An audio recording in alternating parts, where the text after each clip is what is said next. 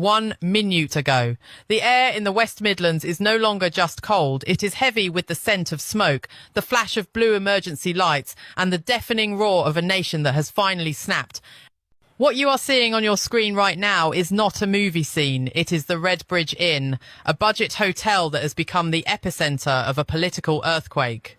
Aerial footage currently streaming live confirms that over 150,000 people have descended upon this location, surrounding the building in a massive, heaving ocean of anger.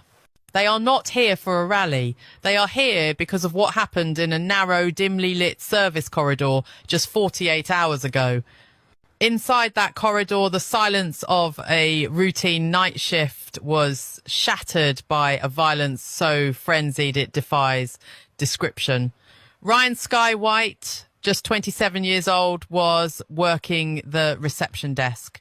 She was earning minimum wage, folding linen, answering phones, saving for a future she would never get to see. She was the face you saw when you checked in, smiling, patient, the kind of person who texted her friends to make sure they got home safe. She was the invisible backbone of the hospitality industry, the person the system relies on to keep running. But when the moment came, the system did not protect her. At shortly after 9 p.m, a man walked past the desk. He was a Sudanese national staying at the Red Bridge Inn under a government asylum placement contract. For months, officials had assured the community that robust vetting processes were in place, that the hotel was merely a temporary accommodation solution. To the guests walking by, he appeared calm. To the government in London, he was a file number, a statistic on a spreadsheet.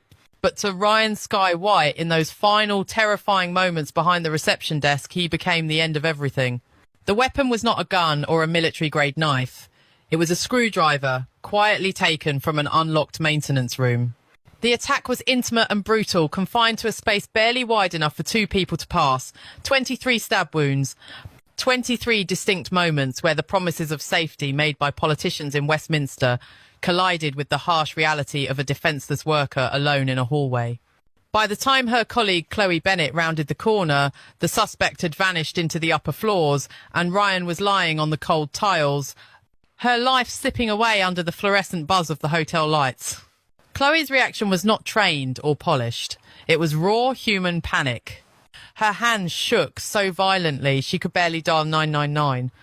But before the paramedics arrived, before the police tape went up and the PR teams began drafting their statements, Chloe did something that would change the course of British history tonight. She lifted her phone, turned the camera on herself, and hit record. She didn't speak like a news anchor. She